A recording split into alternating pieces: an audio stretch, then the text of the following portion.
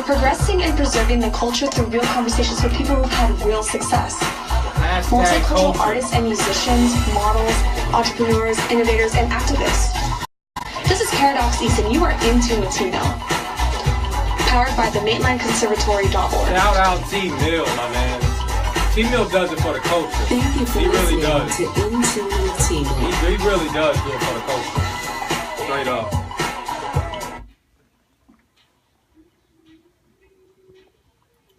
Shout out everybody showing up for this is actually my first fake Instagram live post. I don't never go live. I go live in private. What up, everybody? Welcome to another edition of In Tune with T-Mill. I'm your host, T-Mill, live from the Rocket City. You will now be encouraged and entertained. Nothing will change until you change something. We are here to change the status quo and think out loud with those that are making the difference, those that are professional at what they do. And today, on this episode, his motto is transitioning through life with a bold new approach. On this episode of In Tune with T-Mill, my guest is a freelance designer. No, freelance doesn't mean that he does it for free. All right? Freelance designer, creative director of photography and videography. His experience is extensive, ranging from collaborations with musicians and small business owners to international NGOs and nationwide corporate entities. He strives not only to create bold, outside-the-box driven marketing materials, but he's also learning and growing within the art community. As an established photographer, his career is included working with well-known institutions such as the Oxfam America and Johns Hopkins University. Yes, that one. To photograph events, conferences, and portraits. As the creative director for multiple musicians, he leads the conceptualization and design of all promotional and marketing materials, including merchandising, branding, social media. He's also directed, filmed, and produced numerous videos for musicians and product promotions. He is changing the status quo through his art, through his approach, and creativity. He's thinking out loud through his photography, his style, and videos. Ladies and gentlemen, In Tune with T-Mill, sdotpdot is In Tune with T-Mill. What's going on, bro? Hey, hey, bless up to my man T-Mill, man. It's good to have you. Good to be here with you, man. Good to have me in here with you, man. Hey, man, it's a pleasure. I know you do it for the street, and I know you've done it for the city. Yeah. And you've always supported me this whole year. So 2017, you put my name out there too. So man, much love, homie. No doubt, man. And again, we do this. The reason why we do this show, you guys, is because there's nowhere, or there's very few places where we can control our own media. Okay. Where we can control our narrative. Mm-hmm. You know, this is a show that everyone can listen to. You can get your children around. You can listen to. You can learn something as well. And it's not compromised. Right. You know, it's not biased. It's unbiased. And again, it's to highlight those like yourself that are changing the status quo. So that's what we're here for, and to celebrate that. So all you guys watching live, whether you're watching on YouTube, whether y'all watching live on sdotpdotmedia, or you're watching live on Twitter, make sure you drop your comments and your questions, because we're going to be talking to a professional today, all right? Hey. You know, we got so many cameras in here, we don't even know what you want to look paparazzi. at. I don't even like being on this side of the camera. You know what I'm saying? Put me behind the camera. So how does that feel also now, also being on the other side? Because I imagine that you, again, you're so incognito, and a lot of creatives, they are, you know, introverts. They are what they call a recluse. Mm-hmm. You know, they like to be to themselves and create. Mm-hmm. But how does that feel sometimes? Because again, you have to be recognized. So how does that feel? Well, you know, like, creating from the other side is easy because I can take my time and I can explore the route that I'm taking with certain artists. Mm-hmm. You know, so when it comes to me in front of the camera, I feel their pain sometimes because everything comes at you so fast. Yeah, it's so pressure. I get it. Yeah, I get it. So it's a good experience to be on this side. But for me, I like to take my time and I like to cultivate the moment. Mm-hmm. You know what I'm saying? So. So that's just my style of working with artists and working on projects, mm-hmm. is actually digging deep under the surface and really getting into the bones of it. Mm-hmm. You know what I'm saying? I don't want to just see the flash on top. I want to know what made the flash. Yeah. You know what I'm saying? What's the spark? Right. You know what I'm saying? Even with my photography and my my video work, it's all about sharing a part of the soul of the person I'm working with. Okay. You know what I'm saying? Oh, that's not taking y'all to church right now. Yeah, y'all better get your notebooks out. If you're listening or you're watching the video, you're watching live, take some notes, relax and take notes like the late, great, notorious B.I.G. would say, because you're going to be fortunate enough to be able to take down some notes and learn something. Now, where does that name come from? S.P. I mean, it's pretty straightforward. My name is Shedrick Pelt. My initial is S.P. So there you go. There it is. I kept it simple. Shout out my mom for that, because she hooked me up with that, you know? Shout out to mom. You know what I'm saying? You got to break off a check. I'm a check. Mom need royalties. Mom Dukes is getting a check. She will get a check. She will probably be the first one to get a check. There you go. After I get my check. Right. After I get my check. All right, because you got to make sure it clears the bank, mom. Right. You got to make sure it's good. You can't just get the unit balance. We don't want those problems. Now, you're fortunate enough to have experienced something that children nowadays are seeing less of. And black and brown children especially. You grew up in a military home where your father was serving for 32 years. Shout out to Pops. Mm-hmm. What do you remember most about that? And what elements have remained with you to this day, growing up in a military home and seeing that? You know, people ask me like, yo, why didn't you go into the military? And I tell them point blank, like, bro, I've been in the military. We ran a military household. Everything about my day to day was military. You know what I'm saying? My pops used to give us an option, and it wasn't really even an option. He was like, okay, you can either wake up and you need to cut the grass, but here's your options. You can wake up at 6 a.m. before you go to school and cut the grass, or you can cut the grass after school.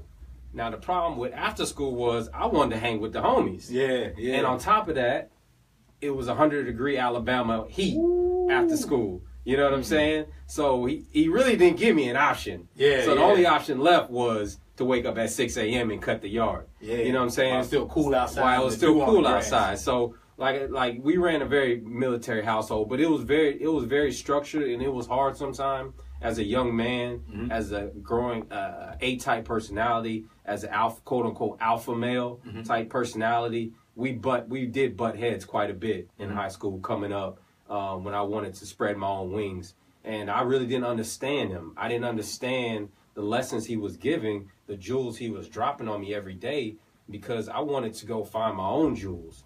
You know, I didn't want to take jewels from him. I had a lot of like ego and pride as a young man, you know, which in some ways is a good thing. You know what I'm saying? Because it helps build your strength. It helps build your stamina, your resolve. You know what I'm saying? Toughens you up a little bit when you're out there speaking for yourself. And now years later, every single argument we ever had, every single jewel he dropped on me, I completely understand it. And it all makes so much sense. It does, and you never realize it until they say hindsight is 20/20. So you never realize it, and that's what I explain a lot of times. Even to my wife, she's, you being too hard on the kids. Look, it's a man thing. It's a man thing. It's a man. You just gotta, just work through it. Because again, it's gonna come back. And if we think about it, a lot of the people that were the hardest on us, we hated them while we were coming up. Right. We hated them to death. Of course. But when we got older, we were like, you know what? I need to go back and if we were fortunate enough and if we were kind enough, we would go back and say, you know what, I appreciate that. Right. Or I appreciate what you did, you being hard on me, or whatever. And hopefully, if you haven't done that, make sure you go back and do that so they don't grow old being guilty like, man, I don't know what happened to that stuff. I was so hard on him. I don't know what happened to that kid. I thank my pops every day, man, and I show him so much respect now because I do know what he was going through as a young 20-year-old man raising two knuckleheads, you know what I'm saying, trying to feed the family, go to war. My pops throughout his entire military career, he was gone from us like 9 years. What was he doing in the military? What did he do? He started off in infantry. Okay. When we were out in Fort Riley, Kansas. And then he was once he got into his higher ranks, he was overseeing the delivery of boots and bullets to the front line. Wow. So he was making sure all the troops got what they needed on the front line. And break that down, infantry, because kids don't Google nowadays no anymore. Infantry is pretty much it's the first line of defense. Yeah. First one's in, first one out. He was part of the Big Red One, which again, first people in. Wow. It went Marines, Big Red won, then everybody else followed. Wow. You know what I'm saying? So, you know, I'm sure he was in some scary moments and some scary places. No doubt. But you know, thankfully the universe kept him with us. Absolutely. You know, but touching back on growing up with a tough father and learning from him, it puts in perspective young men who don't have a father in their life, and it tugs at my heart because I really know that it's hard to gain the understanding of what life is and how to approach life if you don't have somebody there to really take you by the shoulders and shake you a little bit and wake you up. You know what I'm saying? Because mothers can't always do that. Mothers generally want to be nurturers. They want to love you. My mother is a hard woman sometimes, but she's a lover at the base of it. Yeah. And she got a nasty right hook. She got a nasty right hook, but she got a very gentle hug at the same time. You know what I'm saying? Yeah. So, you know, without Jazzy D, shout out Donnell, you know, I wouldn't be who I was. And without him actually stepping back and letting me figure out who I was, which is part of the thing too. Like, he didn't always just push his agenda on me. He also stepped back and let me create my own agenda once he gave me the jewels. He's like, okay, I've given you what I need to give you. Now I'm going to take a step back and let you cultivate, you know, your life on your own. You know what I'm saying? Because you're a man. Absolutely. And you know, you need to go out there and make your own lane. You know what I'm saying? And look what, you know, is coming of that. And I appreciate him every day for that. Word. Absolutely. Now, also, something I didn't know about, because I'm trying to keep up with movements and things that help progress, you know, injustices and things like that. The older I get, I wish I would have gotten into it earlier. But Oxfam is a global movement of people working to end the injustice of poverty. I thought Oxfam was a burger joint, so I didn't know. So I had to look it up. But Oxfam works to end the injustice of poverty. So how does photography and imagery and videos help to end the injustice of poverty? Well, you know what? So much poverty goes under the radar and it's in the dark. You know what I'm saying? So much of the injustice of poverty is in the dark. You don't really see, okay, this community's not eating. Right. But once you see a little baby in dirty diapers for 3 days straight, you see the imagery of that, then it becomes close to home. Yeah. You know what I'm saying? When you walk in somebody's house and there's an old gallon of milk and an old jar of pickles in their fridge, and that's all they got. You know what I'm saying? That's when things get real. When you walk into a neighborhood and you see old broke down cars, or you know, a home that's got a hole in the roof and got a tarp over it. You know what I'm saying? Wow. It hits home. So, you know, I would like to have more opportunity to witness those and also document those situations so people can understand, like, poverty is not just a word. Yeah. Poverty is an emotion. Poverty is like a life. Poverty is real. You know what I'm saying? And poverty doesn't stop because you gave $5. Poverty doesn't stop because there's a government program implemented. You know what I'm saying? Yeah, you're gonna give me government cheese and government milk. Well, that government cheese you're giving me is killing my kid at the same time. You know what I'm saying? So really, you're not helping me out. You know, so it's like, it's and I've been fortunate enough not to live in directly in poverty. But my mother is from one of the poorest counties in Arkansas, Forest City. Shout out Forest City. Shout out Forest City for sure. Everybody in Forest City, shout out. And then my father is from one of the poorest counties in Alabama.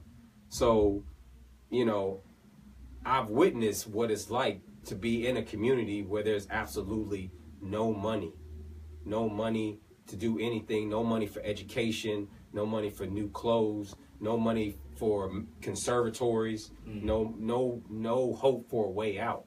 You know what I'm saying? But even with that, the sun still shines in those communities, because I can remember as a kid, you know, walking to the store, and there was a crackhead that went to school with my mother, would actually watch us as we watch us make it safely to the store. You know what I'm saying? Wasn't preying on us. Right. He knew my mother. They went to school together. He was on hard times, but that, it doesn't mean he was trying to take advantage of us. He would watch us and make sure we made it to the store, and that was part of the community.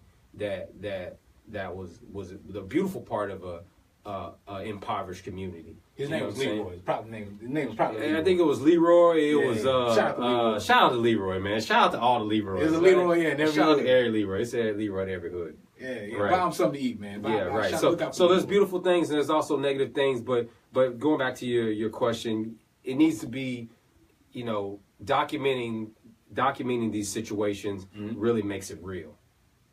Absolutely. And if you guys didn't know, you can wax your whole car on your floor with government cheese. There's so much grease on it. What? So yeah. What? So those home remedies when you're trying to look for other things to use with it. Yeah. Just take the whole block out. Just take the whole block and rub it on it. Rub it on it. Rub it's it like on coconut oil. You got eczema, rub some government cheese on it. Or brush with it, whatever you gotta do with it, man. All that. Put it in some waves. Put it in the whip. I had butter waves with some government cheese. Yeah, butter waves. Yeah, just butter waves with it. Cheese waves. Cheesy waves. Cheesy waves. Cheesy waves. Cheesy waves. Cheesy waves. Word. Now, what can a company expect when working with sdotpdotmedia? What can they expect from you that they may not get elsewhere? And I ask that question a lot of times, and maybe some people don't understand it, but what I mean is what makes you unique and separates you, that God-given gift, that God-given thing that only you have that makes you S-Dot and not me being S-Dot. There's a difference because you have something that I don't. Doesn't make either one of us any better or worse than the other, but there's something that God gave you that you perform with, that when a company hires you, that they get that and they can't get it from anyone else because there's only one S-Dot. Right. So when a company, like whoever, calls you and wants to work with you, what can they expect working with sdotpdotmedia? The biggest thing for me is, and what's led me to a lot of work is drive. I'm a very driven person, and although I'm not like the most talented person, when you look at somebody that say went to art school for 4 years, something like that, I'm gonna get the job done. At the end of the day, you're going to get your work delivered. You know what I'm saying? I'm not going to hang around the house, sleep, leaning on my education because I don't have any. So I know I need to work harder than those guys do to keep up. So first, you're going to get a very driven person that's going to focus on your project to get it done when you need it done. I noticed a lot of artists, and I've met a lot of artists, like amazing artists in New York. I lived in New York for all 7, 8 years. I lived in Harlem. Shout out Harlem, man. Shout out Harlem. East Harlem. Shout out. Absolutely. So I lived in Harlem for almost 8 years, and I just watched Harlem Nights the other night too. My son was actually watching it. That's the old Harlem. That's the old Harlem. Shout out to that Harlem. I don't know that Harlem, but that's a beautiful Harlem too. I wish I would have witnessed it. Absolutely. But I've met so many talented, extremely talented artists that weren't willing to get out of the bed every day and work. You know what I'm saying? They just wanted to wait for everything to come to them based on the fact that they went to a 4-year art school. Wow. You know what I'm saying? So with me, you're gonna get driven. And second, you're gonna get an opportunity to work with somebody that is genuinely interested in what you do. You know what I'm saying? I generally want to see what the artist has to offer, and I genuinely want to create something personal for that artist. You know what I'm saying? Even if it wasn't something that was just hitting the mainstream or hitting the web, I want to create something that when you look back in 15 years, you want to still smile and be like, that was a moment. That was a moment in my life. And that's why I focus a lot on upcoming artists and upcoming opportunities. I love, I go to South by Southwest in Texas, and I'm not interested in the Kendrick Lamars. I'm not interested in the big names. Right. That doesn't interest me. Right. I want to see the guy who's it's his first year. Right. You know what I'm saying? I want the guy that's so raw that he's like, this is his first time on stage really in front of people. I want to document his evolution. You know what I'm saying? There's artists. Well, I mean, and even touching on Kendrick Lamar, I shot Kendrick Lamar, a photo of Kendrick Lamar, probably his first South by back in 2011, before he hit big, baby face, thin little guy, rocking the stage. Wow. Absolutely rocking the stage. You know what I'm saying? In that moment, look at him, 5, 6, 7 years later, and to see what he is now, if I could get that photo to him, he would be like, man, I remember that day. Yep. I was scared as hell. You know what I'm saying? I'm standing in front of 10,000 people for the first time. You know what I'm saying? And I've never even seen an image from that show even promoted out. You know what I'm saying? Right. So that's another part of what I offer. And then I also offer is like in my tagline, man. I got a bold new approach. I'm gonna try things different. I'm gonna try things new. You know what I'm saying? I'm gonna try to make things look out of the ordinary. You know what I'm saying? I don't want it to be cookie cutter. I don't want to offer what you offer. And it's easy to get in that mode, like as a young artist, like wanting to copy what the bigger guys are doing. And I've been there. Right. But I also know I gained more success by cultivating my own style. You know what I'm saying? If somebody looks at my art and they're like, "Oh man, it don't look right," I'm like, "Perfect. It looks good." You know what I'm saying? I know it looks good. If you say it don't look right, then I know it looks good. You know what I'm saying? Because people are so used to just like, yo, it don't look like this guy's or whatever. You want it to look different. You want want it to look. stand You want to out. separate yourself. You want it to be foreign. You don't want it to be You want to separate familiar. yourself. You want it to be unfamiliar. Like, I've never seen this before. Absolutely. So tell us also about, now if you guys are watching, if you have any questions, wherever you're watching from, make sure you drop in some of the comments. I was on Twitter earlier, Facebook. I was neglecting y'all a little bit. I was a little salty because I was in Facebook jail, so I forgot to go live on Facebook Live. So now we live on Facebook also. So wherever you guys are watching, if you have any questions, make sure you drop them in the comment section. All right. And if you're watching this after, go ahead and drop the question still, and we'll get it to S-Dot and make sure that he gets that question answered for you. All right. Shout out. So also now, this is another conversation that I have with artists. So we got to keep it a buck. We're going to keep it all the way funky with y'all. Let's do it. Now, why do artists spend, we know the answer to this, by the way, but why do artists spend more money on their lifestyle than their business? When they spend more money on food and drugs and clothes and jewelry than they do on studio time, or marketing or development. What is the purpose, in investing in development or in a creative team like S.P. Why is that important to be successful as an artist? Because there's a lot of indie artists, and you are working with a lot of upcoming artists and established artists. But why is that important to invest in your creative development and not just the studio?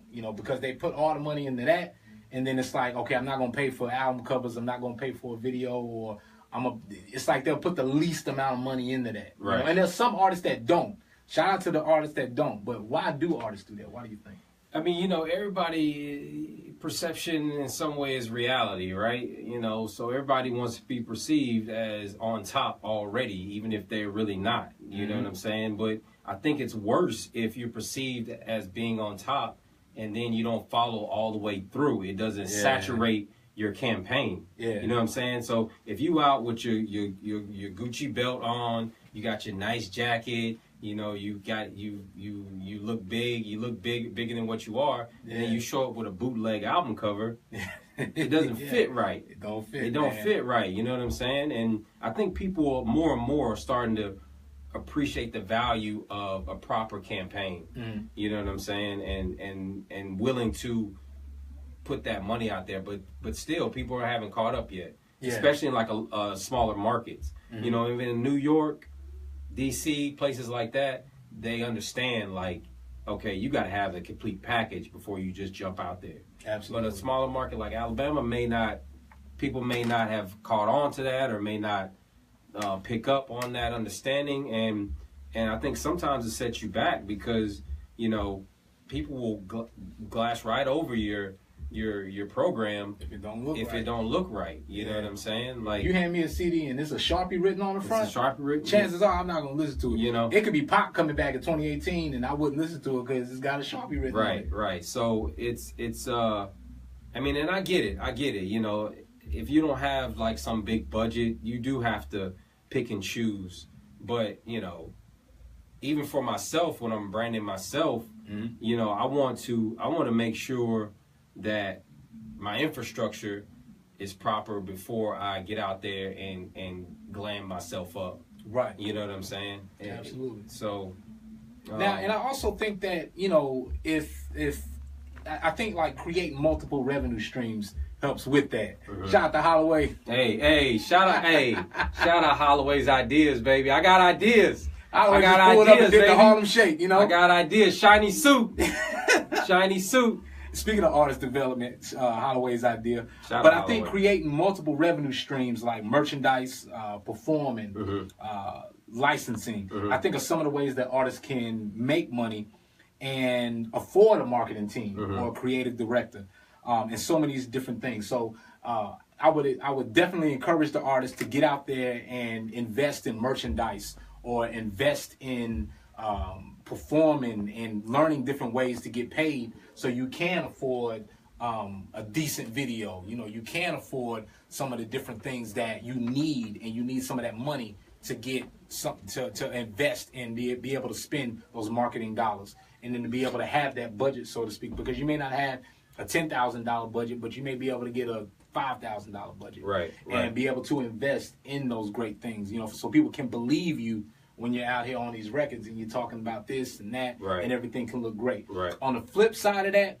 shout out to the artists that do invest in their career, in their development, in their videos, in their marketing, promotion, and things like that. The artists that are, you know, that are going weeks without meals. You know, matter of fact, shout out to City, Big City. You know, we were chopping it up at his crib one day, and we happened to go make a store run. We going to the dollar store, and he's throwing all these noodles in the basket. I'm like, yo, man, what's going on? What are you having a ramen noodle party? Like, what are you doing? A donation? You know, for the holiday? Like, what's going on? And he said, nah, he said, I gotta save up to get this mic. Yes. You know, Yes, so, sir. Yes, he sir. said, I love to hear that. I gotta kick back. I love to hear that. I love to He hear said, that. I gotta kick back on the grocery money to save up for this mic. I'm like, word, okay, that's what I'm talking about. I love to hear that. You gotta sacrifice sometimes to get to these places. Absolutely. And going back to diversifying, I'm gonna touch on 2 points for young photographers or young artists, media artists. I'm gonna hit this record button. Keep going. Yeah. So touching on diversity in your portfolio, you know, as a photographer, I want to be able to do everything. You know what I'm saying? Not just go to a hip hop show and shoot an event.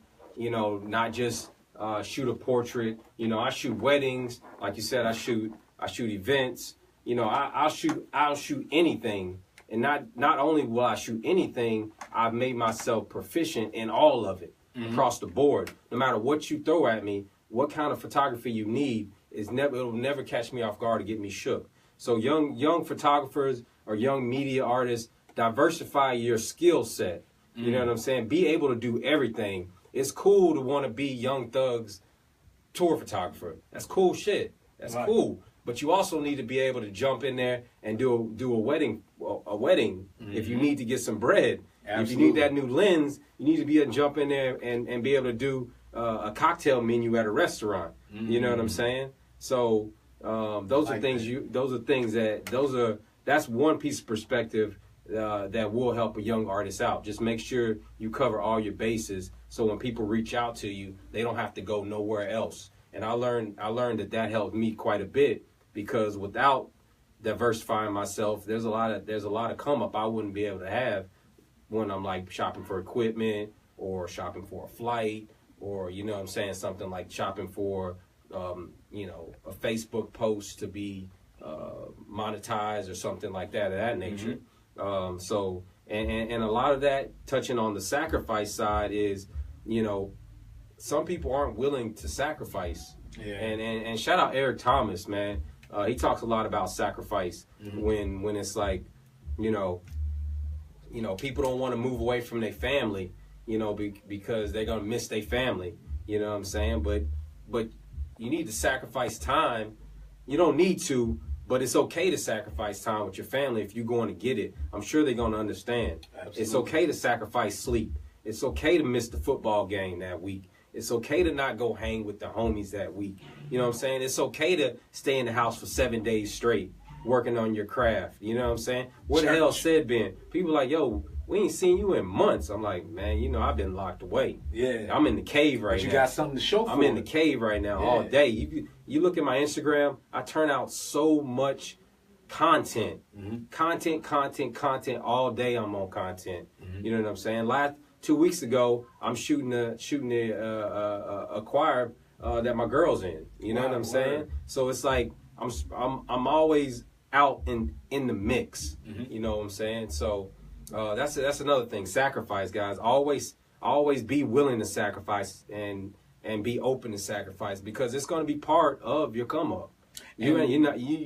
Nobody has ever been successful without sacrifice. If you ain't sacrificed, you ain't successful, and that's guaranteed 100%. If you don't sacrifice, you ain't gonna be successful. So think about it.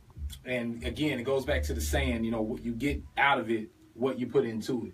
Exactly. You know, it's just like, you know, sowing a garden or whatever. Like, whatever you put into it, the time you put into it, the money you put into it, the sacrifice you put into it is what you're going to get out of it. Tell us about the art vacancy, you know, because you also worked on a project, one of the many projects that you worked on. And I want people to make sure that they go to your Instagram, check out your work, and then also everywhere that they can check it out. But I found just the story that you told through that, you know, I found that to be pretty interesting. So what is the Art Vacancy? Art Vacancy is a art collective out of Brooklyn, New York. Shout out Song. It's a young lady that helps run that team of people around that. And she sounds classy. A name like that sounds classy. She is a very classy young lady, and she's very art driven, and she's very creative herself as an artist. So it's a good group, and she's not the only one. There's a mix of people involved in that. But it's artist collective out of Brooklyn, and what they do is they find unique artists that are early in their career to highlight them. And just because they're early in the career doesn't mean they're not talented. These are super talented artists. Yeah. Like I'm envious and jealous of their skills. Like, man, they got some mediums that illustrators, painters, whatever that are amazing artists. You know what I'm saying? So they actually reached out. I actually reached out to them. Then they reached back to me for an opportunity to be involved in their when was that? It may have been their fall exhibition. I was part of a video recap, video interview, whatever you want to call it. And you know, the point I drove home during my portion of it was, you know, the question I asked was, you know, is everything art? Are we all artists? You know what I'm saying? They asked me what defines an artist, and my rebuttal is everything art? Everything that anybody does art? Is a trash man the way he works his route? Can that be art? You know what I'm saying? When he gets into he's slang a bag the way he slang a bag. Maybe he do a little shimmy after he slang the bag, you know, rock with it or something. He add a little art to it, you know what I'm saying? The dentist, he in your mouth, he got his little tweezer, washing it up. You know what I'm saying? The dentist is an artist. He's creating art from what he does. And my question is, everything is can be perceived as art. You know what I'm saying? We are all artists. You know, we're all creative in what we do. So don't ever feel like what you're doing is uninteresting or uncreative, because there is a creative realm in what you do somewhere, a creative tone somewhere in what you do. And that's what I wanted to highlight, so that people don't feel like, man, you know, well, you know, what I do ain't that interesting. Yeah, it is. And maybe, I don't know how many billion people in the world. Somebody's interested. Somebody's interested. And maybe it just takes you being aware of what you're doing to pull out that interesting tone of what you do. You know what I'm saying? So shout out to everybody doing anything. Absolutely. Shout out to the garbage man. You know what I'm saying? Shout out to the garbage man. Like, yo, when garbage men get paid, y'all really shout out to them, because they really get bucks. Absolutely. They really get bucks. I'm no front on that.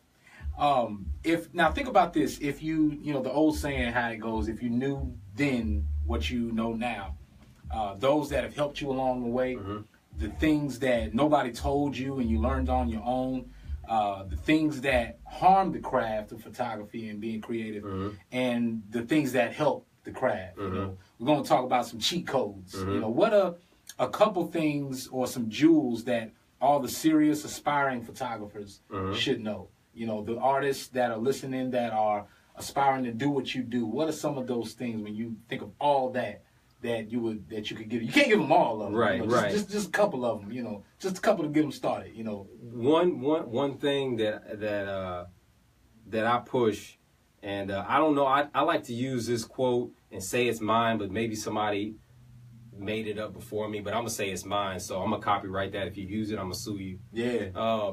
Embrace those that embrace you, because I spent so much time chasing people that were uninterested in me.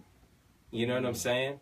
And it slowed me down so much. Yeah. And then when I understood that, and I looked at the people that were actually interested and were actually embracing me, my whole network blew up even bigger.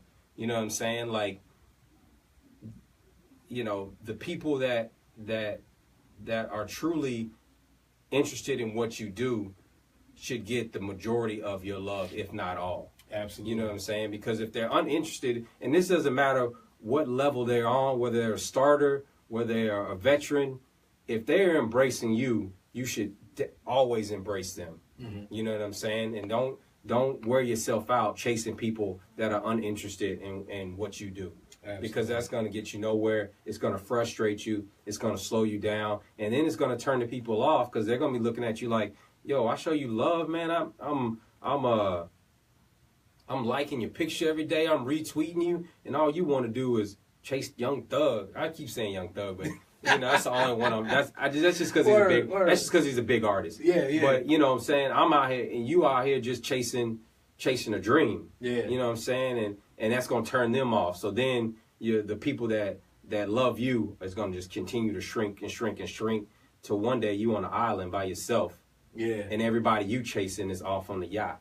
You know what I'm saying? Wow. So embrace those that embrace you. Get that. I'm gonna get that tatted, actually, probably. Hey, you got to. And again, it means so much because I've heard the same thing. Shout out to Cody G's, told me on many of occasions to again support those that support you. One of the things that I apply this to being a creative.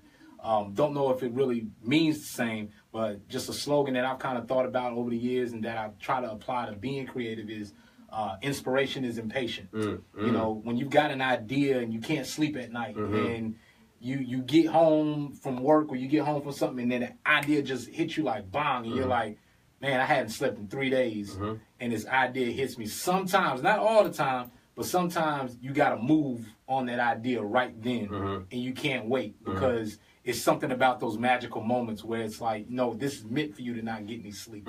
This is meant right now, what's going on, it's meant for you to put this together, you know, do this right now. You may have a crazy edit idea and it's time for you to go somewhere or something. You may have to put that off to go ahead and be impatient and get it done. Or you're working with an artist, or you may have an idea, say, yo, y'all, before we leave, let's try this real quick because I just got this crazy idea. Right. Let's try this real quick and then get it done. So I think moving, you know, in those moments, it's kind of like, you know, Jedi power or, you know, something like that to where inspiration is impatient. But like you said, also support those that support you. Right. You know, it makes it easy. Going to that point, I think about when artists come to perform, you know, your big artists, you know, Boosie here every weekend, you know, performing. And then you got local artists that, you know, you can't necessarily fill up a room, you know, with 10 people in them. And they may have great talent, but an artist comes from outside, they get 35 bands and they out, you know, and they don't necessarily show love to everybody like that. So I think it's important, again, to support the artists that you do like. Ain't nothing wrong with that. But we should show the same love to photographers or artists or creatives that are in the city the same way we would do, you know, a bigger artist. Because again, I'm pretty sure, you know, SDOT could use a good 35 bands, you know. I'm pretty sure he could use, Stack you know. up. Stack up. I can use a one band. If he, right. So give if me he's one doing a band, art I'm show good. and he's charging $45, we shouldn't look at that like, man, why is he charging $45? But we'll throw $45 to somebody that we'll never see again, that don't know our name, don't care nothing about us. Yeah, and that's the point. That's in a nutshell. That's definitely the point I was trying to make. And and it also, I think it helps build the community. You know what I'm saying? You want to build a community of people, and you want to put back into a community that you're taken out of. Mm-hmm. You know what I'm saying? If you're being inspired, Huntsville, like I always look at it like this, like in that moment when you come down the ramp, WWE. Yeah. You know what I'm saying? You know what I'm saying? When you come down the ramp and they about to introduce you, yo, welcome out, welcome. The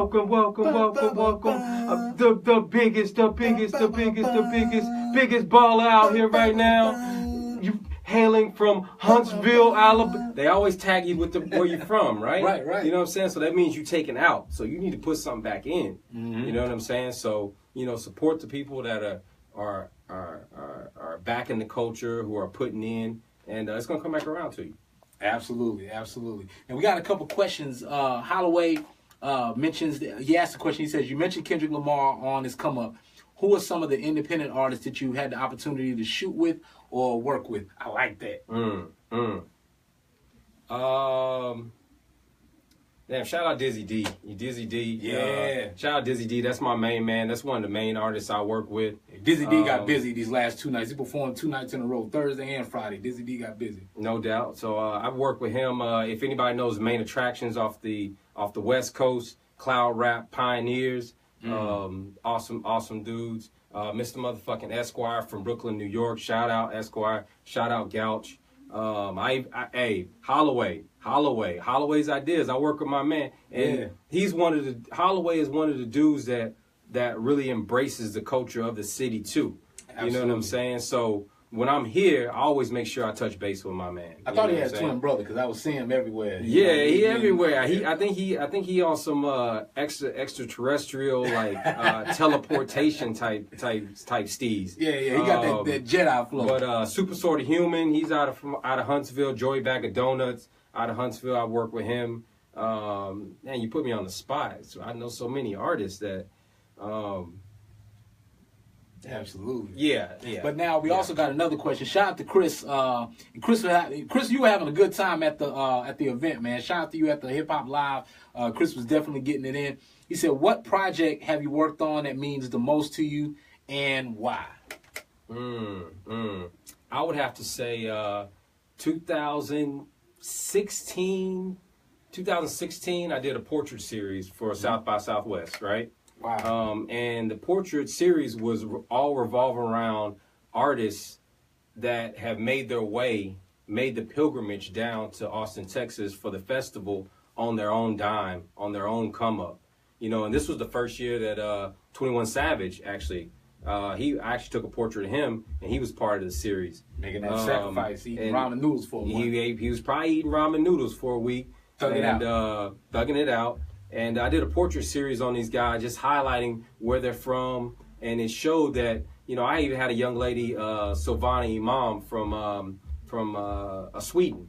Wow. You know what I'm saying? There was a cat from Brooklyn, New York. There was a cat from Houston, Fat Tony from Houston. Of course, 21 Savage from Atlanta. There was even a couple Huntsville cats. Shout out Raid R. Raid R was part of it. Who else was part of it? Mizzle Money was part of it.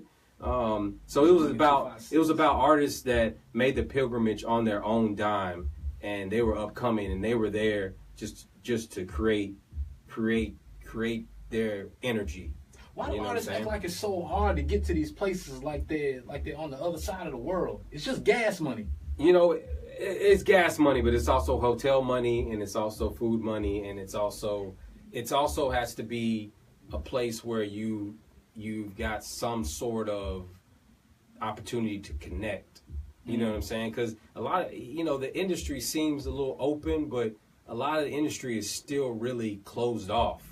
You know what I'm saying? Until you wedge that gap, it feels a little closed off. So, if you don't really have a connection, it seems so far away. You know what I'm saying? So I can see why some artists would be discouraged to get down there if they don't really have that foot in the door or whatnot. And and also now to somewhere like a Texas or a Florida or California even, I definitely see that. But I also encourage the artists to use the resources around them. Atlanta is 4 hours away. 2.5, 3 if you're driving with me. But Nashville, Birmingham, Memphis. Some of these places that you can get there and back in the day. Take advantage of a lot of those places. There's a huge markets that you can get back and forth to in a day. Just spend a day on the road, get some gas money. To go back and forth to these places. I wish I remembered the name, but there's a group of artists, and it was out of Seattle, if I'm not mistaken. These rock bands. And this artist, she created this out of doing it herself. She would, on her social media, she would contact some of her fans and say, yo, I'm going to be in Portland, or I'm going to be in Orlando, or I'm going to be in such and such this week. If you guys would allow me to, me and my band to, kind of lay up with y'all and just, take house with y'all for a little bit because we need somewhere to stay at, we'll make it worth your while. We'll give you a free ticket to the show. We'll get you dinner. We'll do this. We'll do that.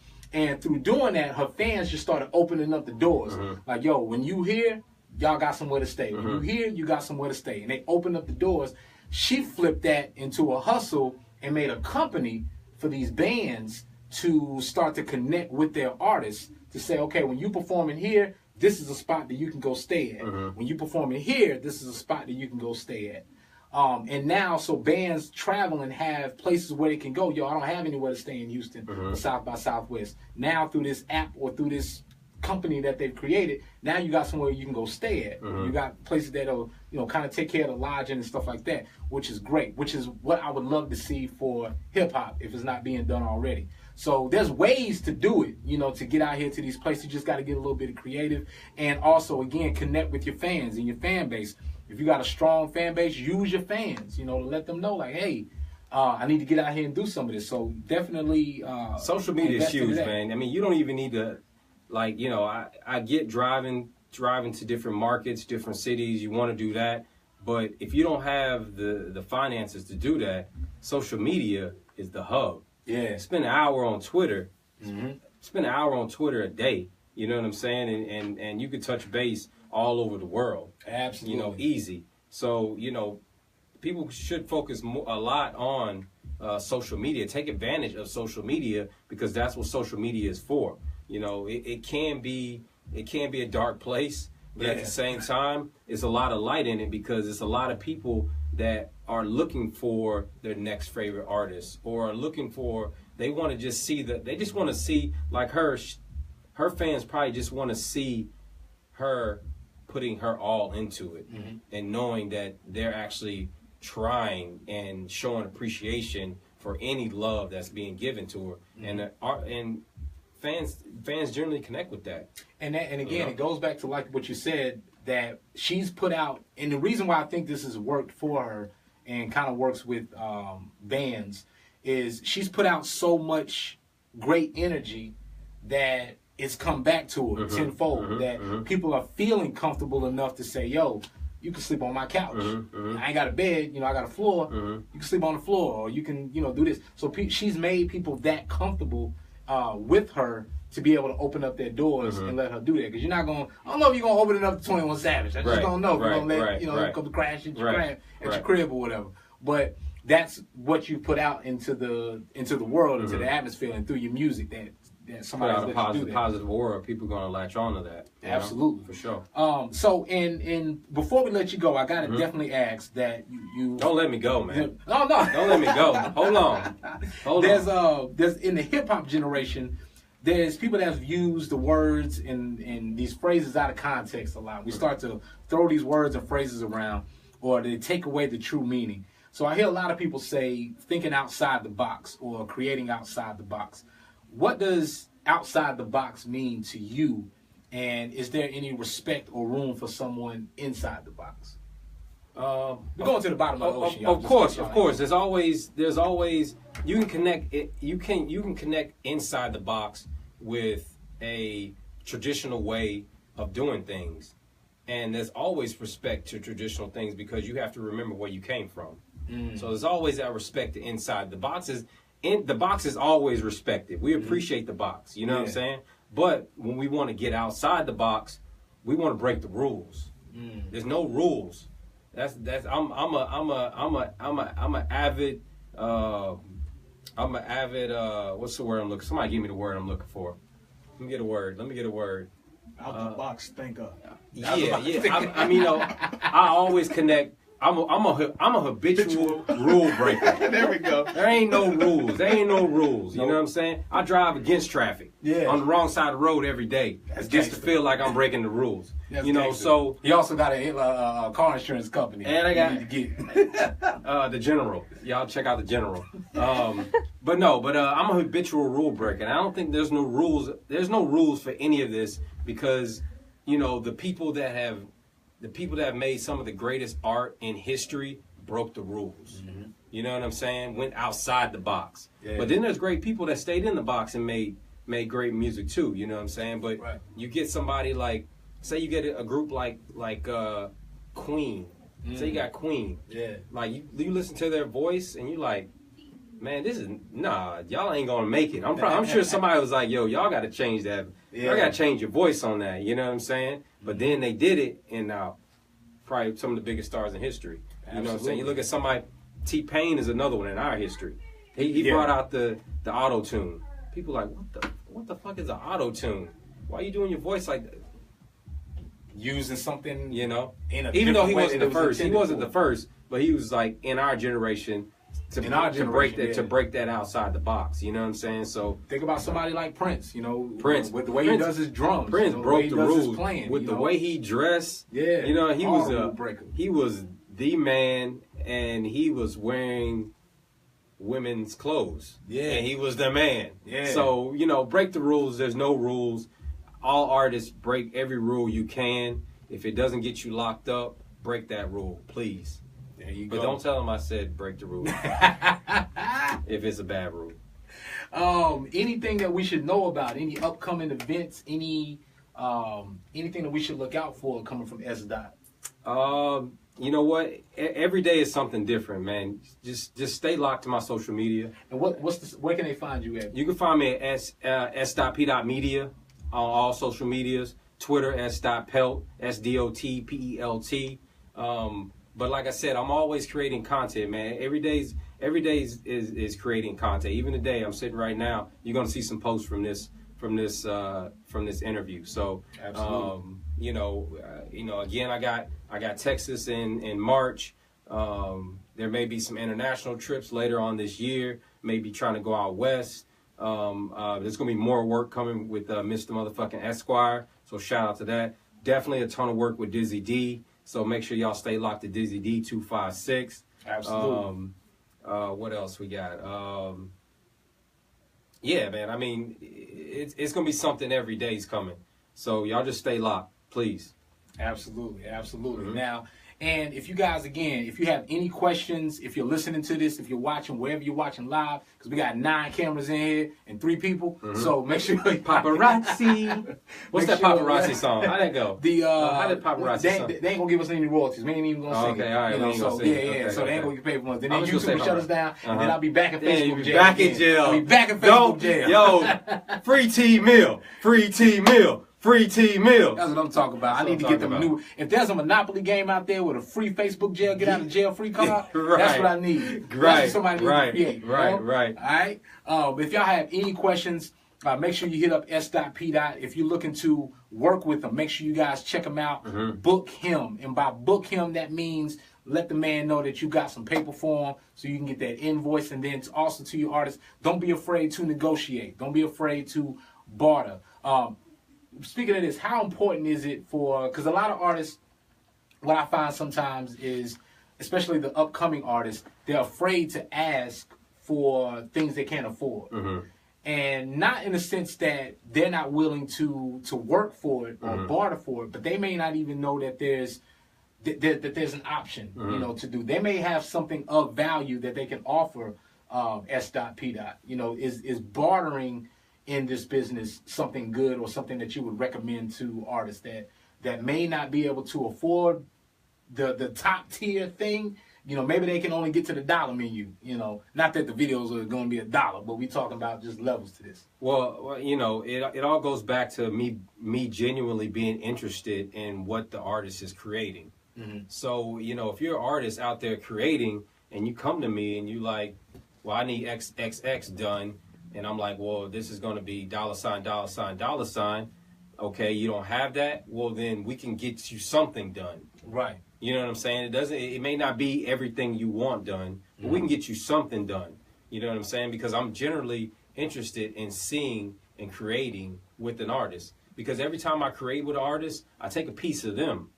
You know what I'm saying? So the more the merrier. Yeah. You know what I'm saying? If I don't make a ton off of you, I still made something off of you because I'm taking a piece of your creative process, a piece of your vision. You know what I'm saying? And maybe I'm using that to evolve our next operation, what we're working on. So, you know, it doesn't hurt. It doesn't hurt to reach out to somebody like myself and let them know you got a budget. All budgets are welcome. We can always talk about it.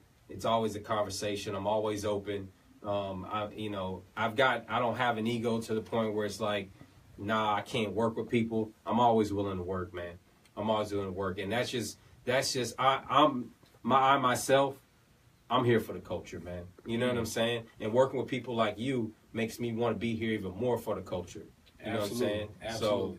So whatever we can do to big up each other, let's get it done.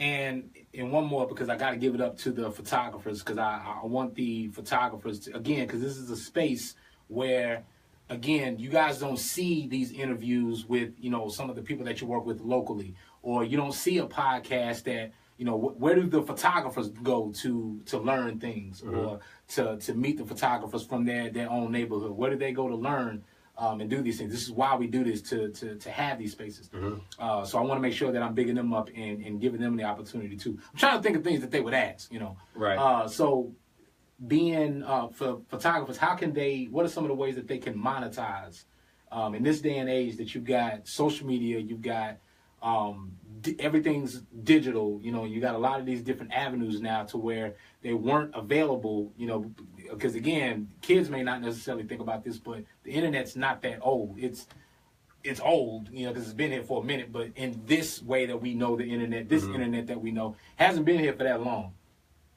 Hip hop hasn't been here for that long. So being all these different opportunities for photographers to get out and monetize and work and actually make a living off of this, because I mean, once they follow you and they'll know that, okay, this man is successful, you know, and he's going to another level. He's going to continue to grow and build, but there's ways that they can monetize and make a living off of it. You know, there may be a photographer or a videographer right now that thinks, okay, I'm great at this, but there's no way I can make money off of this. Right. You know, but he can or she can. Basically, you really need to take some pointers from the 49ers.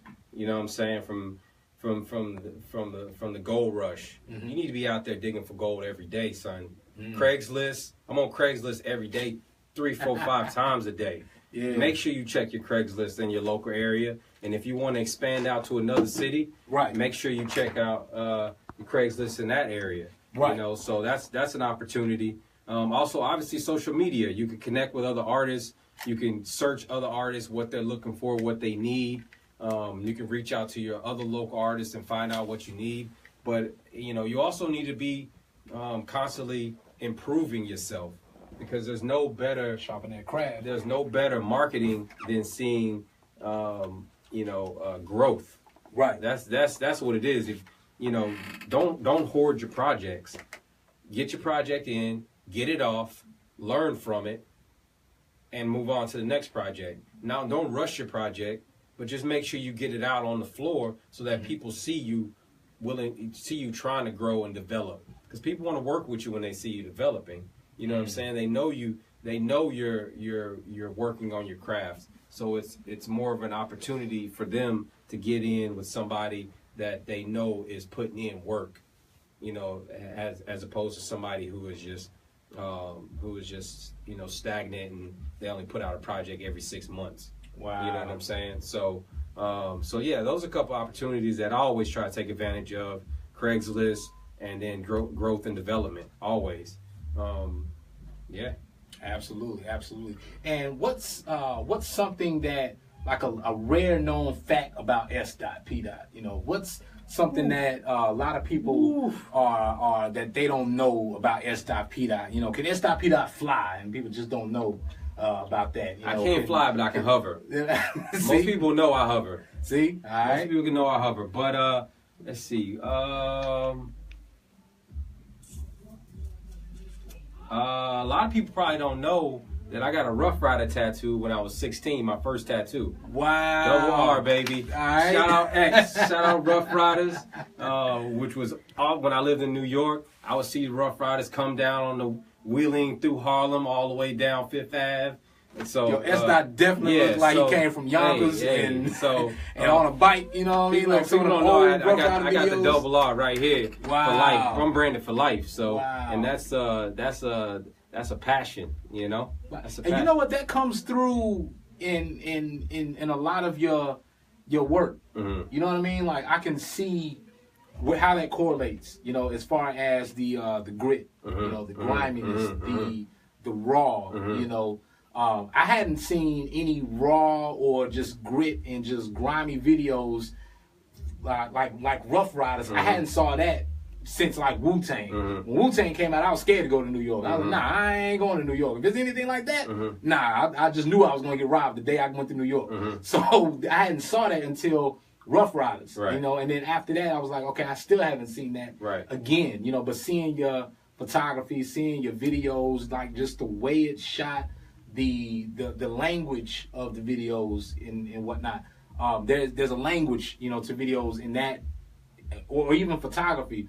And then to me, in my mind, that's how it makes sense. It kind of looks like in that same realm, in that same vein. So I'm always street level, man. I'm in the street like Hooker's feet. You know what I'm saying? I'm always surfacing on that. You catch me in, and I don't even know why I do this because it's very it can be very touch and go. But you know, I walk in some of the grittiest venues to shoot artists, and you know, I got $3,000 on my back. Mm. You know what I'm saying? Because I'm in there. Yeah. You know what I'm saying? People see that. You know what I'm saying? So I'm always street level. I always want to be gritty, and I think that's where I think on that level is where it's most honest. You know what I'm saying? And that's where it's most. It's a place where I feel comfortable. You know what I'm saying? I feel comfortable. Wow. I feel out of place. I feel out of place in the office. Yeah. You know what I'm saying? I feel corporate life ain't for me. Yeah. You know what I'm saying? I'd rather lace my boots up and get out there and get dirty. My boots got stains on them. My jeans got stains on them right now. I don't even know how many weeks. You know what I'm saying? You know, so you can always catch me in the streets, man. And my work is going to show that I'm out there in the streets. You know what I'm saying? And last but not least, of course, we are in the 256 in the Rocket City. Hey. Huntsville being one of the places that was voted as one of the top 3 places to move. There's California's like Huntsville's cousin. Mm-hmm. You know, that's like our cousin. When we go to the family reunions or Thanksgiving and Christmas and we see that cousin, that's California. Mm-hmm. You know, New York's also got like a relation. Baltimore also has a huge relation. I'm meeting a lot of people from the DMV lately, and I'm just like, they've all got this lineage, so to speak, like with Huntsville. So with all the different, Huntsville is changing. It's a lot of things that are changing. There's a lot of things that are going for the great. There's a lot of things that are, still got some opportunities, but there's a lot of opportunities here, and I don't think a lot of people realize what's going on and how big Huntsville is growing. There's money coming to Huntsville, there's art coming to Huntsville, creativity coming to Huntsville, and so I think now is a great time to be in Huntsville if you're not already, and take advantage of the things that are here. But from your vantage point, from your street view, what do you see is a good thing or just something great about Huntsville, or just your thoughts on 10 years ago there was no art programs, there was no conservatories, there was no Low Mill. Low Mill's one of the places that's really embraced art and the culture. So I see a lot of things happening with that, growing.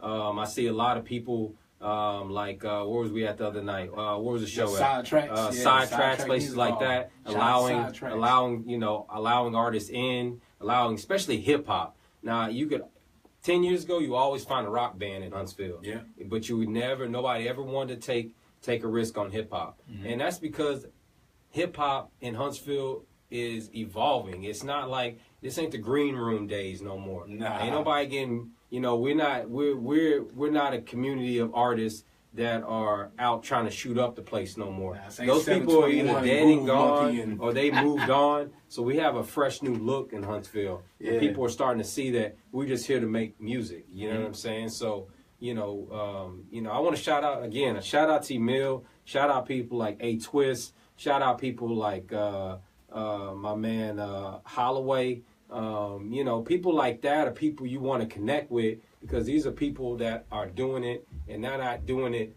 in a way that's going to harm our standing with the city, which is going to help us all grow within the city and bring a more respectable tone to what we're trying to create here. You know what I'm saying? Let me give you a good example, because you brought up a point that made me think about something.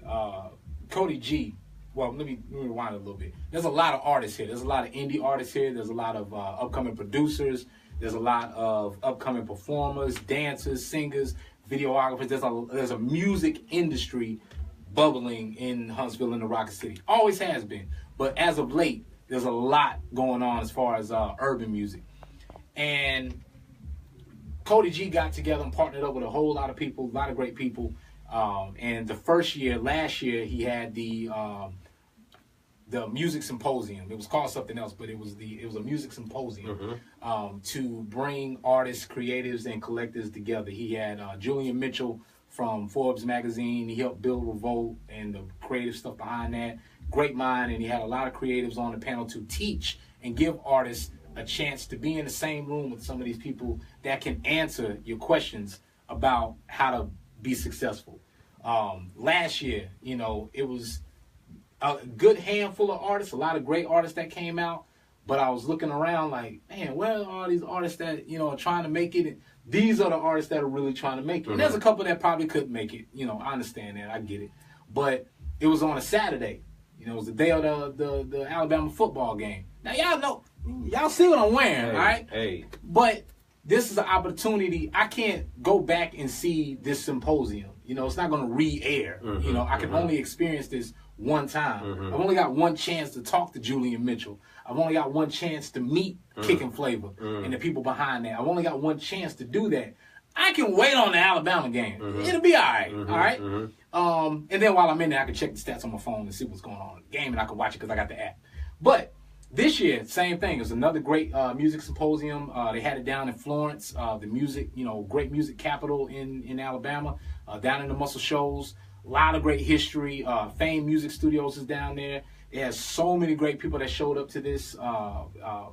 Music Queen from Nashville, talking to artists about music publishing and licensing, and just another opportunity that we don't necessarily see. These things happen in New York and Atlanta and California all the time. They happen like every day, like running water. These are just natural occurrences for them. But for us in Huntsville and in the Rocket City, these things don't happen all the time. Not for us, like urban music or just creatives. So I say all that to say I would like to see more artists get out to these different things at the Low Mill, at the Side Tracks Music Hall or the Maitland Conservatory. Come out to these events and get from behind your computer screen or I'm saying computer screen, I'm showing my age. Behind your phone, get out your house and some of the normal places that you go. Go meet people that you haven't met before and network, build with them, grow, get to know them, and become friends with them. Because again, that's going to invest and build your career a lot better than, what it is now. So yeah, even if you just show up for 5 minutes, 10 minutes, if you just got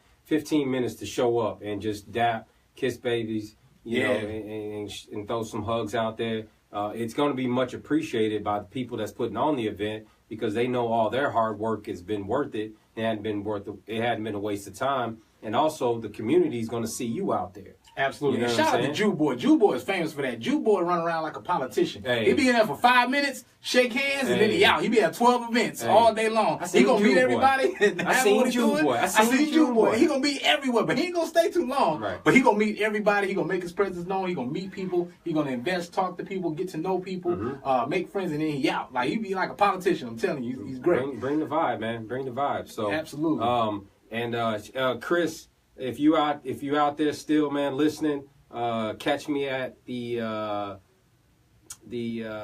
AL.com Classic. I'll be on the sideline shooting for the paper. Oh, so wow. if you at any of those games next week, I think it's at Grissom. Yep. Classics at Grissom this year. If you're at any of those games, you see me with a camera, y'all come throw me some dap, show me some love, maybe buy me a Chick-fil-A sandwich or something. And, Absolutely. I'm gonna be out there, man. I'm gonna be out there with the city. So I would love Absolutely. to connect with y'all and meet you and shake your hand and say thank you for supporting me. Absolutely, you guys. So again, this is another episode of In Tune with T-Mill. We're here with my man sdotpdotmedia. Shout out to your social media again for people to find you, your website. At sdotpdotmedia.